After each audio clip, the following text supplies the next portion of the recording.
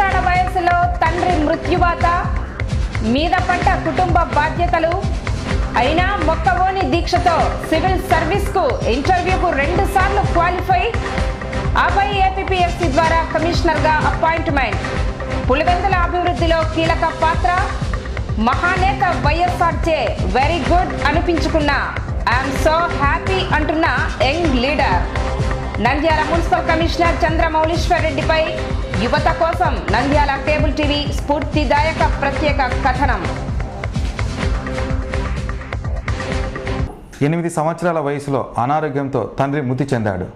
కుటుంబ బాధ్యతలు మీద పడ్డాయి. అయినా ఆత్మవిశ్వాసం చెక్కు చెదరలేదు. కుటుంబ సభ్యుల సహకారంతో దేశంలోనే ప్రతిష్టాత్మక సివిల్ సర్వీసెస్ పరీక్షల్లో 2 సార్లు ఇంటర్వ్యూకు క్వాలిఫై అయ్యారు. ఆపై ఏపీపీఎస్సీ ద్వారా ప్రజలకు సేవ చేసే ఉన్నత ఉద్యోగాన్ని సాధించారు. ఆయనే Nandyal municipal commissioner Palakolanu Chandramouleeshwar Reddy.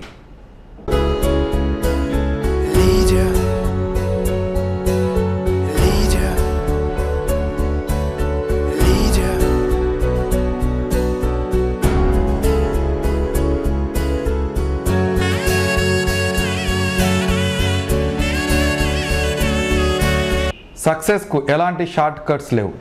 Hard work, planning, patience, positive థింకింగ్తో అనుకున్నది సాధించవచ్చంటూ నేటి యువతలో స్ఫూర్తి నింపుతున్న మున్సిపల్ కమిషనర్ చంద్రమౌళీశ్వర్ రెడ్డిపై నంద్యాల కేబుల్ టీవీ అందిస్తోంది ఓ స్ఫూర్తిదాయక కథనం.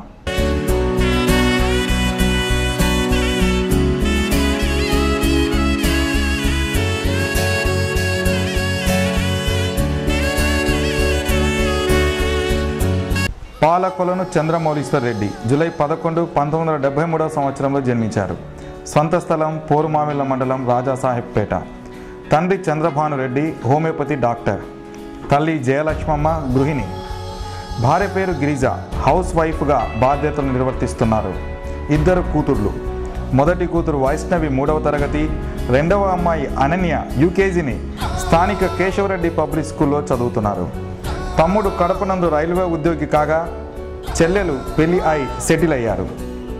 తండ్రి చంద్రభానురెడ్డి చంద్రమౌళీశ్వర్ రెడ్డి 8 సంవత్సరాల వయసులో ఉండగా మృతి చెందాడు. కుటుంబ బాధ్యతలు మీద పడ్డాయి. అయినా ఆత్మవిశ్వాసం చెక్కు చెదరలేదు. కష్టాలు రాని కన్నీళ్లు రాని ఏమైనా కానీ ఎదురేది రాని ఓడిపోవద్దు, రాజీ పడొద్దు, నిద్రేని కొద్దు, నింగిని హద్దు. ఒకటే జననం, ఒకటే మరణం, ఒకటే గమనం, ఒకటే గమ్యం, గెలుపు పొందే వరకు అలుపు లేదు మనకు. బ్రతుకు అంటే గెలుపు, గెలుపు కొరకే బ్రతుకు. ఇక చంద్రమౌళీశ్వర్ రెడ్డి అలియాస్ సీఎం రెడ్డి తిరుపతిలోని ఎస్వి యూనివర్సిటీ నందు ఎంఎస్సి బాటనీ పూర్తి చేశారు. డాక్టర్, టీచర్, సాఫ్ట్వేర్ ప్రొఫెషనల్ కావాలనుకున్నారు. కానీ ఫ్రెండ్స్ అందరూ సివిల్స్కు ప్రిపేర్ అవ్వడానికి హైదరాబాద్ వెళ్లడంతో ఆ పరీక్షలపై ఆసక్తి ఏర్పడింది. మొట్టమొదటిసారి 1998లో యూపీఎస్సీ ఎగ్జామ్స్కు ప్రిపేర్ అవ్వడం మొదలుపెట్టారు. మొదటి అటెంప్ట్లోనే ప్రిలిమ్స్కు క్వాలిఫై కాగా ఆపై 2 సార్లు ఇంటర్వ్యూకు అటెండ్ అయ్యారు. ఆ తర్వాత ఏపీపీఎస్సీ వారి గ్రూప్ టీఏ ఎగ్జామ్స్ రాసి మున్సిపల్ కమిషనర్గా ఉన్నత ఉద్యోగం సాధించారు. మొదటి పోస్టింగ్ రంగారెడ్డి జిల్లా తాండూరులో. ఆపై గద్వాల, పులివెందుల, తిరుపతిలలో కమిషనర్గా పనిచేశారు. ముఖ్యంగా దివంగత మహానేత వైఎస్ రాజశేఖర రెడ్డి, ప్రముఖ నాయకులు మెగాస్టార్ చిరంజీవికి చెందిన నియోజకవర్గాల్లో పనిచేయడం తనకు మధురానుభూతినిచ్చిందని కమిషనర్ హర్షం వ్యక్తం చేశారు. పులివెందుల నందు ఒకే సంవత్సరంలో 800 సెల్ఫ్ హెల్ప్ గ్రూపులకు 5,80,00,000 రుణాలు పంపిణీ చేయడం, ఈ విషయమై మహానేత doctor YS Rajasekhara Reddy very good అంటూ అభినందించడం తన జీవితంలో మరిచిపోలేనని అన్నారు. అంతేకాక కర్నూలు జిల్లా మాజీ ఎస్పీ శ్రీకాంత్, ఐఏఎస్ ఆఫీసర్లు సుదర్శన్ రెడ్డి, కోన శశిధర్ తదితరులు తనకు రూమ్మేట్స్, క్లోజ్ ఫ్రెండ్స్ కావడం కూడా ఆనందంగా ఉందని తెలిపారు. ఇక పలు విషయాలపై కమిషనర్ సీఎం రెడ్డి అభిప్రాయాన్ని ఆయన మాటల్లోనే తెలుసుకుందాం.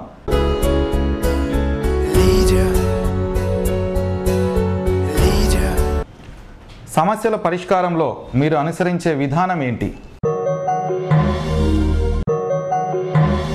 సమస్యల పరిష్కారానికి మామూలుగా అంటే మనం ఫస్ట్ సమస్యను అర్థం చేసుకునే విధానము ముఖ్యము.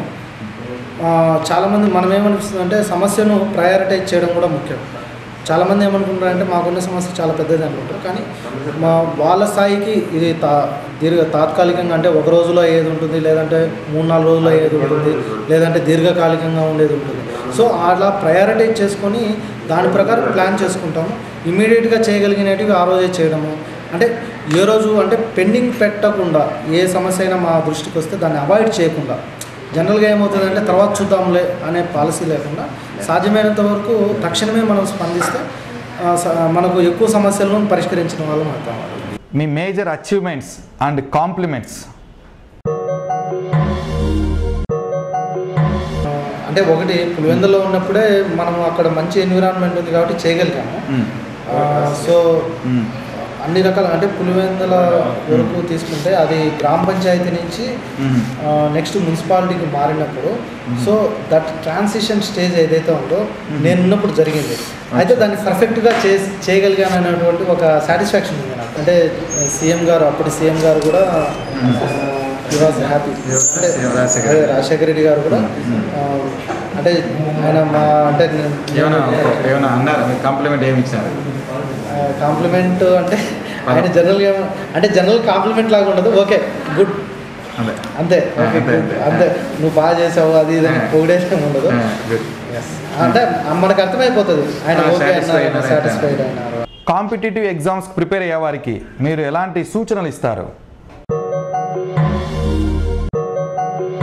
కాంపిటేటివ్ ఎగ్జామ్స్ ఎవరైనా ప్రిపేర్ అవుతున్నారంటే మొట్టమొదట మనకు ఉండాల్సినటువంటి క్వాలిటీస్ అంటే డెవలప్ చేసుకోవాల్సినటువంటి లక్షణాలు ఏంటంటే హార్డ్ వర్క్ చేసే గుణం ఒకటి, తర్వాత మనం ఏది చదవాలి ఏది చదవకూడదు, ఎంత కాలంలో ఎంత చదవాలి అనేది ఒక ప్లానింగ్, అలాగే ఇవన్నీ చేయడానికి కావాల్సిన సహనం కావాలి. ఈ మూడు ఉండాలి. అంటే హార్డ్ వర్క్ చేసే గుణం ఉండాలి, మనకు ఏం చదవాలి, మనం ఏ సిలబస్ చదవాలి, తర్వాత మనం తీసుకున్నటువంటి ఆప్షనల్స్ ఏవి తీసుకోవాలి అనే ఉద్దేశంతో ఒక ప్లానింగ్. సమస్యల పరిష్కారానికి ప్రజలకు మీరు ఇచ్చే హామీ ఏంటి? ఒకటి, మనకు మేము చేసేది అంటే మున్సిపాలిటీ ఉండేది లేకుంటే పురపాలక సంఘం కానీ ఇట్ ఈజ్ బిల్ట్ పై అంటే ఏదో ఒక వ్యవస్థ సపరేట్ వ్యవస్థ కాదు, ఇది ప్రజలది, ప్రజాస్వామ్యంలో ఉన్నాం కాబట్టి ప్రజల చేత ఎన్నుకోబడిన ప్రజాప్రతినిధులు ఇందులో భాగస్వాములుగా ఉంటారు. అలాగే పాలసీ మ్యాటర్స్ వాళ్ళే చేస్తారు, డెవలప్మెంట్ ఎలా ఉండాలి అనేది కూడా వాళ్ళే చెప్తుంటారు. కాబట్టి మనము సాధ్యమైనంత వరకు ఏది ప్రజలకు అనుకూలంగా ఉంటుందో దాన్ని చేయడానికే మనము ముందుకు రావాలి. అయితే ప్రజలు కూడా ఇందులో భాగస్వాములు కావాలి, ఎందుకంటే కేవలం ఒక మున్సిపాలిటీనో లేకుంటే ఇంకొకరో చేస్తేనే ఏ సమస్య అయినా పరిష్కారం కాదు. ప్రజలు కూడా ఒక స్టెప్ ముందు, మేము 2 స్టెప్పులు ముందుకు వేస్తే మీరు ఒక స్టెప్ ముందుకేయండి.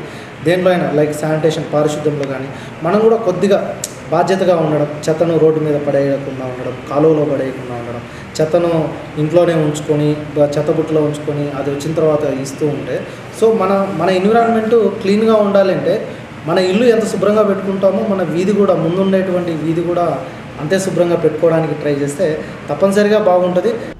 కమిషనర్ గారు, చివరగా ఒక ప్రశ్న, మీ జీవిత ఫిలాసఫీ ఏంటి? Leave and let live. మనము జీవిస్తున్నామంటే ఎదుటి వాళ్ళను కూడా జీవింపజేయాలి, అలాగే మనం ఆనందంగా ఉండాలంటే ఎదుటి వాళ్ళను కూడా ఆనందంగా ఉంచాలి. ఎదుటి వాళ్ళు ఆనందంగా ఉన్నారనుకోండి మనం ఆనందంగా ఉంటాం, అలా కాకుండా ఎదుటి వాళ్ళను మనం ఇరిటేట్ చేస్తే మనం కూడా ఇరిటేట్ అవుతాం. విన్ విన్ పాలసీ, అలాగే పాజిటివ్ యాటిట్యూడ్, దేనైనా కూడా సానుకూల దృక్పథంతో అర్థం చేసుకోవాలి. ఎవరు మంచి కాదు, ఎవరు చెడ్డ కాదు, మంచి చెడులు అనేటి పరిస్థితులను బట్టి ఉంటాయి. అల్లాదిన్ అద్భుత దీపం అవసరమే లేదంట, చల్లారని నీ సంకల్పం తోడుంటే చాలంట. అల్లదిగో ఆశల దీపం కళ్ళెదుటే ఉందంట, ఎల్లలనే తెంచే వేగం మేఘాలు తాకాలంట. ఆట ఆట నువ్వు నిలబడి చూడకు ఏ చోట. గెలవక తప్ప